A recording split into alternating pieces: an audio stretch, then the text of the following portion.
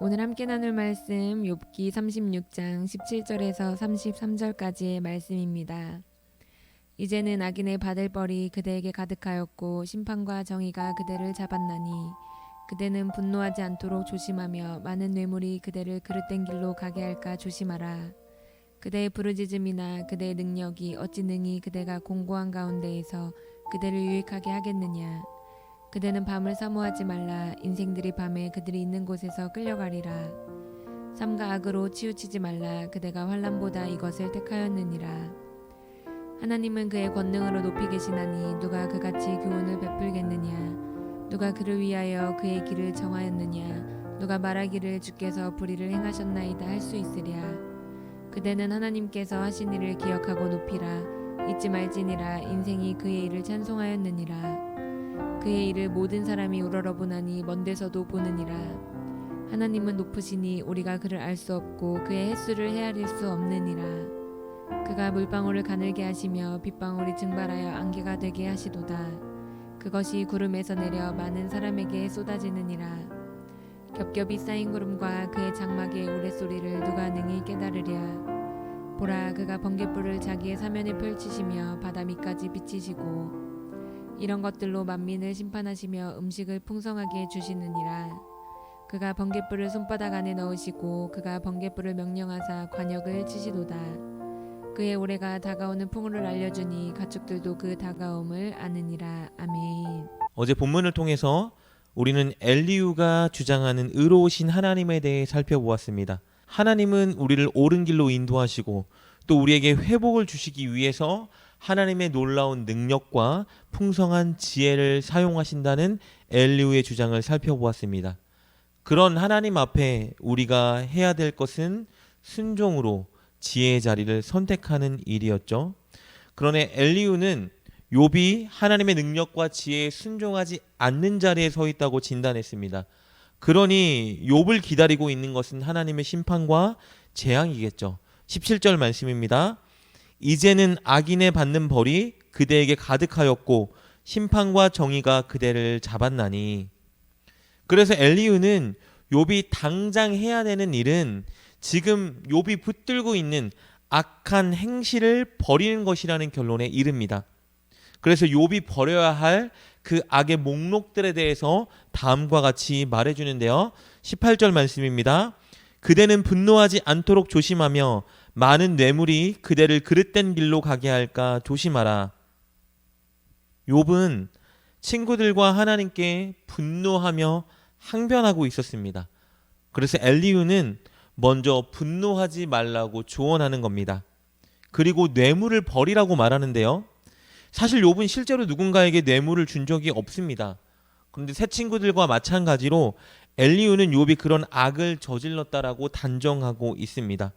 무언가 취하기 위해서 그리고 남에게 무언가 잘 보이기 위해서 뇌물을 받고 뇌물을 주는 그런 일을 욥이 행하고 있다라고 생각했습니다. 특별히 지금 당하고 있는 이 재앙을 벗어나기 위해서 하나님께 뇌물 같은 것들을 주지 말라는 뜻까지 포함하고 있는 조언입니다. 지금 이 문제와 환난을 해결할 수 있는 것은 물질, 즉 뇌물이 아니라고 생각했기 때문입니다. 엘리후는 또 욥의 항변이나 자기 힘을 의지하며 이 고난을 벗어나려고 하는 노력을 멈추라고 말합니다. 즉 욥 당신의 힘을 의지하지 마시오라는 권면을 하는 거예요. 악행으로 인해서 하나님께 불순종으로 인해서 지금 고난을 당하고 있는 것이기 때문에 결코 항변하거나 욥의 힘으로 어떻게든 벗어날 수 없는 것이 이 고난이라고 생각했기 때문입니다. 19절 말씀입니다. 그대의 부르짖음이나 그대의 능력이 어찌 능히 그대가 공고한 가운데서 그대를 유익하게 하겠느냐. 아무리 항변하려고 해봤자 당신의 힘으로 무언가를 하려고 한다고 해도 이 고난을 벗어날 수 있는 길은 없다라고 말해주는 거예요. 또 특별히 이 고난이 언젠가 멈출 것 같은 시기를 기다리지 말라라고 조언합니다. 20절 말씀입니다. 그대는 밤을 사모하지 말라. 인생들이 밤에 그들이 있는 곳에서 끌려가리라. 결코 하나님께로부터 온 이 재앙, 당신의 죄와 악행으로 인한 이 결과인 재앙은 피할 수 있는 길이 없다라고 말해주는 겁니다. 그러니까 지금까지 말한 걸 정리하자면요, 엘리후는 욥에게 지금까지 붙들고 있는 그 죄악된 모습을 버리라고 권면하는 거예요. 욥이 선택했던 분노, 물질, 뇌물, 자기 능력, 이런 것들을 버리라고 조언하는 겁니다. 21절입니다. 삼가 악으로 치우치지 말라. 그대가 환난보다 이것을 택하였느니라. 이런 것을 택하기 때문에 환난을 당하고 있다라는 말이에요. 엘리후는 욥이 선택한 이런 죄의 행실을 버리고 이제 하나님을 바라보라고 권합니다. 하나님을 바라보는 구체적인 방법은 무엇이냐면요, 큰 능력을 가지고 스스로 자족으로 통치하시는 그 하나님께서 하신 놀라운 일들을 기억하고 찬양하라는 거예요. 즉 하나님이 천지 만물을 통해서 지금 하시는 일들을 바라보면서 하나님을 인정하고 하나님을 찬양하라는 겁니다. 우리 24절 말씀입니다. 그대는 하나님께서 하신 일을 기억하고 높이라. 잊지 말지니라. 인생이 그의 일을 찬송하였느니라. 왜냐하면요, 하나님께서 하신 이 놀라운 일들을 기억한다라면, 그것을 인정하고 찬양한다라면 반드시 다른 어떤 것이 아닌 하나님을 의지하고 하나님께 엎드려 기도할 수밖에 없게 되기 때문입니다. 엘리후는 그것을 위해서 이제 하나님이 하신 일들이 무엇인지 가르치고 찬양하기 시작하는데요. 먼저 27절 28절 말씀 보겠습니다. 그가 물방울을 가늘게 하시며 빗방울이 증발하여 안개가 되게 하시도다. 그것이 구름에서 내려 많은 사람에게 쏟아지느니라. 하나님은 어떤 분이죠? 구름과 안개를 주관하시고 비를 내리시는 분이라는 거예요. 여러분, 고대 사람들에게 지면에 있는 물이 증발해서 안개가 되고 구름이 되는 것, 그런데 또 그 구름이 비를 내리는 이런 사실은 정말 신비롭고 경이롭게 다가왔겠죠. 이런 놀라운 일을 바로 하나님이 하신다는 거예요. 그렇기 때문에 이 주변에서 일어나는 이 자연의 일을 하나님이 하신다고 믿고 인정하고 바라본다라면 하나님의 그 경이로움에, 기묘한 능력에 우리가 굴복할 수밖에 없게 된다는 것입니다. 그리고 하나님은요, 폭우를 동반하는 우레소리를 만들어내십니다. 우리 29절 말씀입니다. 겹겹이 쌓인 구름과 그의 장막의 우레소리를 능하능히 깨달으랴. 그뿐입니까? 여러분, 하나님은요, 강한 비를 동반하는 번갯불 그리고 천둥 소리도 주관하고 다스리시는 분이라고 주장하는데요. 30절과 31절 말씀입니다.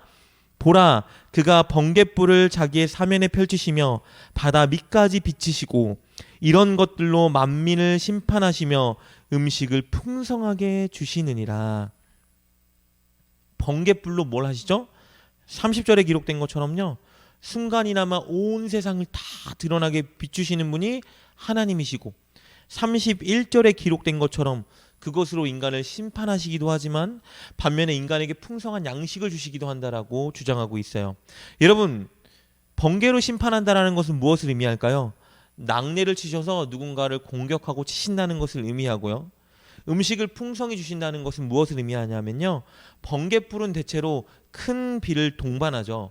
이 큰 비가 무엇을 하죠? 곡식이 자라게 하죠. 하나님이 이 모든 것을 번갯불로 이렇게 일으키시는 분이라는 거예요. 이렇게 하나님이 하시는 놀라운 일들을 보게 되면요, 하나님의 높고 위대하심에 경탄하고 겸손하게 될 뿐 아니라 무엇보다도 하나님을 의지하는 자리에 설 수 있겠죠. 이것이 엘리후의 주장입니다. 그러니 욥에게 너의 악을 끊고 이제 하나님이 하시는 그 놀라운 일들을 바라보며 하나님 앞에 납작 엎드려 하나님을 의지하고 하나님께 간구하라라고 권면하고 있는 것입니다. 오늘 본문에 나오는 엘리후가 주는 이 조언, 여러분 사실 이것은요, 날마다 우리가 놓치지 말고 붙들어야 하는 진리입니다.